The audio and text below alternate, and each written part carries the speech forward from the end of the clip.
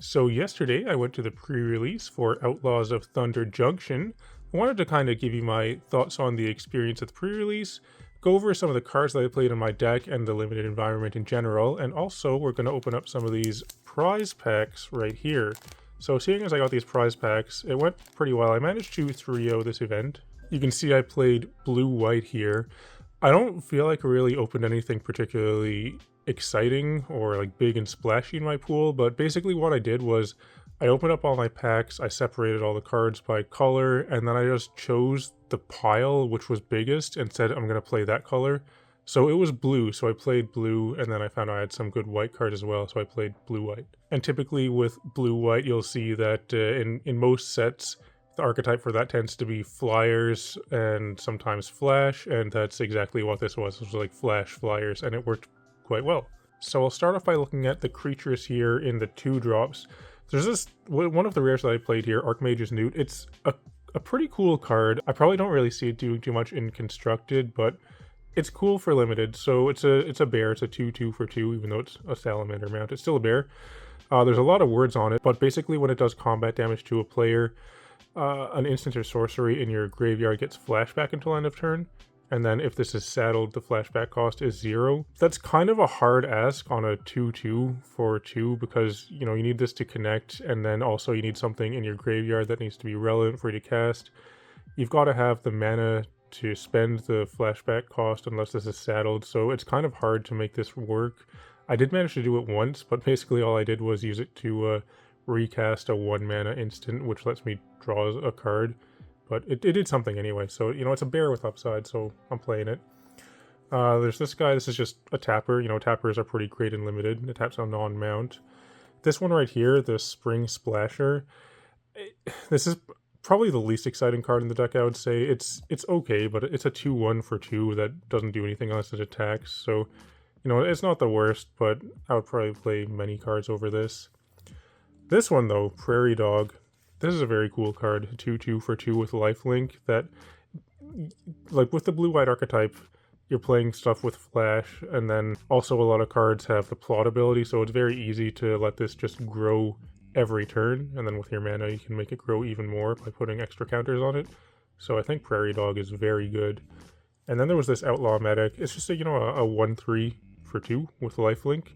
It never died. I played this, I think, every game, and it never died. But a 1/3 with lifelink for 2 and limited is pretty good. You know, it's a good blocker, gains you some life. So nothing terribly exciting in the 2-drops.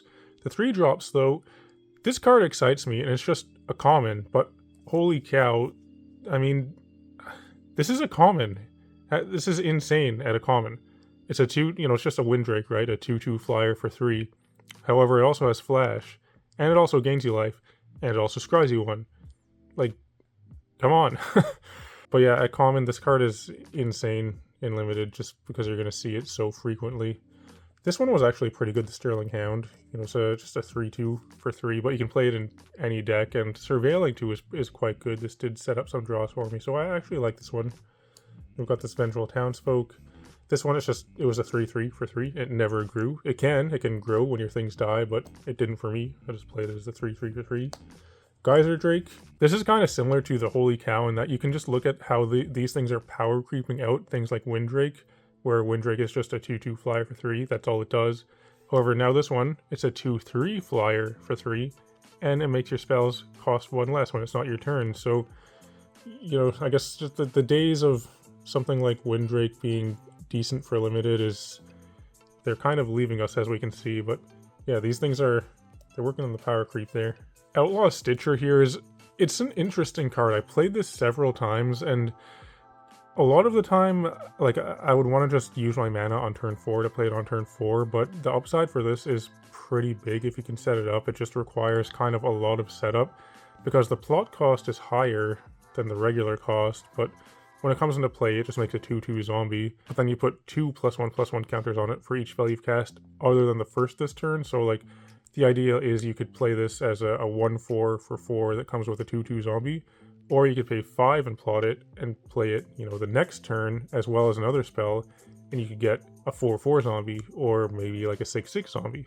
So it's kind of cool that it gives you those options This card right here was probably the best one that I opened, the Stoic Sphinx. I saw so many of copies of this throughout the night. It just seemed like almost everybody managed to open one. I don't get it, but it's a very good card though. 5/3 flash, flying for 4, and it has hexproof as long as you haven't cast a spell this turn. So, you know, it's a very fast clock. You know, a 5 power evasive threat for 4 mana.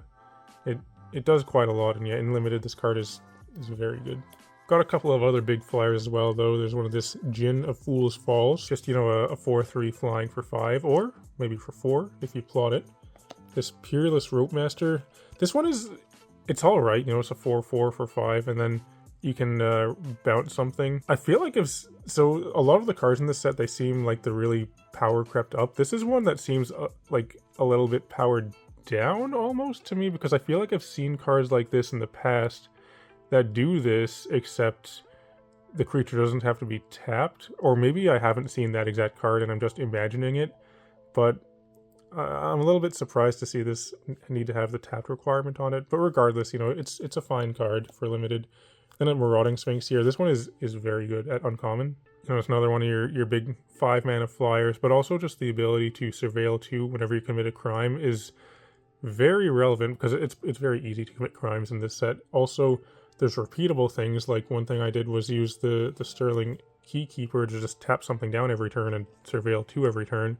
Or if you're playing red, you can use the thing that pings your opponent every turn. So yeah, this is pretty awesome, being able to set up your draw steps. So those are all the creatures, and then for the non-creature spells, I had a decent amount of removal actually. There was this one here which was pretty cool. It was basically like a glorified Oblivion Ring.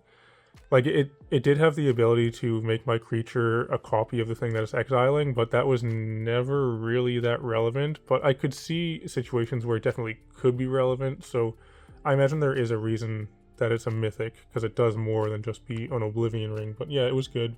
Here's Take Up the Shield. I remember, I think from Dominaria United is when this was first printed, and I made a video talking about how high I was on this card in limited, and it is still very good. This card was awesome.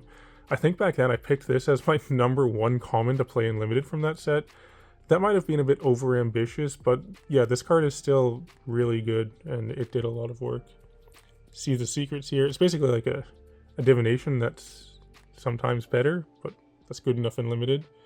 This card though, Phantom Interference. This card is awesome. I feel like we've seen this a lot recently in pretty much every set, where you get your 2 mana counter spell that counters something unless its controller pays 2 and then does something else on top of that. You know, you had Make Disappear in New Capenna. There's some Reasonable Doubt, I think, from Karlov Manor, which does something very similar. There's this one also now. I feel like this one is probably the best of those, because it is a 2 mana counter spell that can counter anything unless the controller pays 2. But then also this one can make you a 2/2 flyer. So, you know, if you have your counter spell stuck in your hand and your opponent's not casting anything, you can just use this to make a 2/2 flyer at instant speed. So this one, that's a common I'm keeping my eye on. Here's Take the Fall. This one is pretty cool actually. This is the one where I was able to give this flashback with my Newt there, but just 1 mana, draws a card, gives something -1/-0, but it gets -4/-0 until end of turn if you control an outlaw. There's so many outlaws in the set, but this one is pretty good, I think, for just a 1 mana cantrip. That's a combat trick as well. I think it's pretty decent. There's a Stop Cold, just, you know, blue removal. We see cards like this in pretty much every set. Getaway Glamour is another one of these cool modal spells. I think this one's pretty decent. It's removal, and then you can do some flicker shenanigans as well. That one I think is quite good. And a couple more removals here. Fierce Retribution, and then Path to Exile, which there was something funny that happened when I played this one. Was I played this on turn 2 when I was on the draw, so I only had 1 land in play, and yeah, I used my 1 mana to cast a Path to Exile. Got Brian with it. However, I lost that game because when I cast it, I pretty much knew that was going to happen, was that ramping my opponent on their turn 2 is just, that's too big of a drawback to play Path like that in limited, but I was just going to die to the threat. It was a turn 2 Malcolm, so I was going to die to that anyway, and if I didn't Path it, I would have died to it, but I lost anyway from ramping my opponent. But anyway, yeah, it was fun to play Path. And then here's a land. You can see I just played all basics. I didn't feel like I had any relevant non-basic lands, so just islands and plains, and that worked. So with this, I was fortunate enough to go 3-0 and win these packs. So we're going to open these up now, see if we can get something cool in them. All right, 6 play boosters of Outlaws of Thunder Junction. I was saying I didn't really get anything too big or splashy or exciting in my pre-release kit. I think, or at least value-wise, the best thing was probably like an Inspiring Vantage, I think. But maybe we'll get something cool here. A mountain. These lands are pretty cool, I think. I like the forest quite a bit. How you see the mana symbol in the negative space that's being created by the things in the picture. I think the lands are pretty good. Foils there. Essence capture. I'll put my foils over here. Claim jumper. Claim jumper. I think this one's pretty good, isn't it? Yeah, it ramps you. Yeah, I'm pretty sure that's a decent rare. Raucous Entertainer. Any good commons or uncommons? There's that thing. I think this is definitely a common that I would hold on to. I think this card is very good. Phantom Interference. Snakeskin Veil. There's a reprint there. Alright.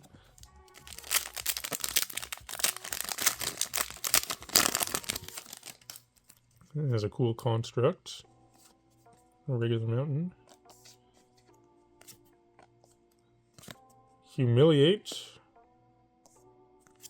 Caustic Bronco. Did have an opponent play this on me in the pre-release on turn 2, but fortunately I had removal for it, but I could see this thing running away with the game. In limited, I don't think it's that good in constructed, but in limited, definitely do some work. I'll put my rare there. Anything cool? Not so much. I would like to get the red slick shot thing where it has like kind of prowess. The red 2-drop. I could see myself playing that in probably standard. Outlaw Stitcher again. Skewer the Critics. It's pretty good. Stoic Sphinx. Holy crap, this card is everywhere. Well, we'll put it there. Blood Hustler. Not so exciting in that one.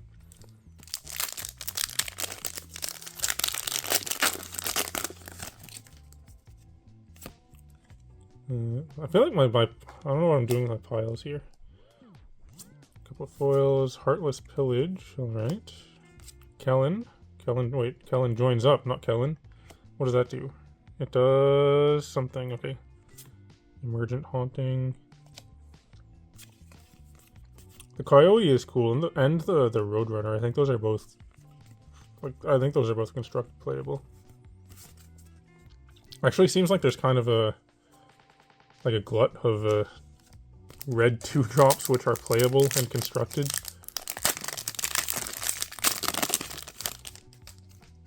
And these art cards here. No, it's Okuan and Elk. Nice. Bridled Bighorn. Fell the Mighty. Okay, we got a rare thing there. Sandstorm Salvager. Okay, this is one of the big cards. So these ones are a bit confusing, but basically it's that this set was going to be like an Aftermath style set to follow up this one, but they just put it in the set instead, and all of them are mythic. So let's see, a 1/1 for 3. When it enters the battlefield, you make a 3/3 golem, and you can pay 2 and tap this to put a +1/+1 counter on each creature token you control. They gain trample until end of turn. So it's like Blade Splicer, except it does something different. That one gives what, Golem's first strike, I think? And this one makes them grow. So it's like an alternative to that card. It's alright. Geralf the Fleshlight. Holy crap, we got it. Yeah, this card is pretty cool though. I like that it's just generically good. It doesn't really force you into zombie tribal or anything, but I think it's a pretty decent mythic there. Full steam ahead. There's a prairie dog. And our last pack. So I would say we got 2 mythics there, but all of the big cards are mythic, so we got a mythic and a big card. What am I doing to this pack?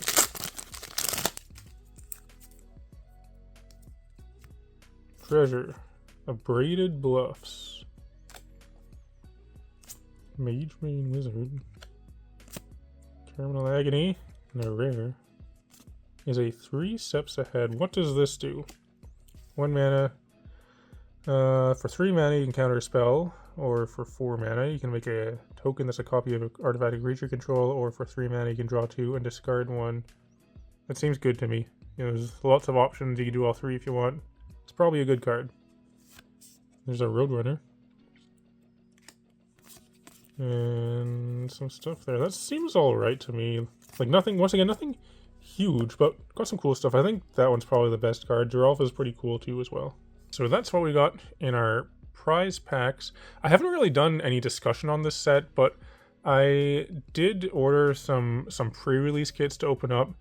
I didn't get a collector booster box or anything this time, but I have, I believe, 5 pre-release kits on the way, so I'll open those up on the channel when they arrive. Those should be coming probably in a couple of days, so it should be interesting to open those up as well. And if you went to a pre-release, let me know how that went. What colors did you play? Did you have a fun experience there? Saw some pretty cool stuff at the one that I went to. There was one person that opened up, I think, 8 mythics in their one kit, so that was insane. But I feel like stuff like that is probably gonna happen in this set with, you know, having play boosters now, as well as cards like this in the big set where they're mythic, and then also this bonus sheet. But yeah, let me know how your pre-release went. Otherwise though, if you're still watching, thanks for watching. It'd be cool if you can like and subscribe and all that kind of stuff. I'd encourage everyone to come join my Discord server. You can find a link to that in the video description below. And also, if you like this playmat that I've been using, you can find that for sale at the Snug and Dave store, which you can find linked in the video description as well. And also, I'd just like to take a moment to thank all the patrons that support me on Patreon. But otherwise though, thanks for watching, and I'll talk to you later.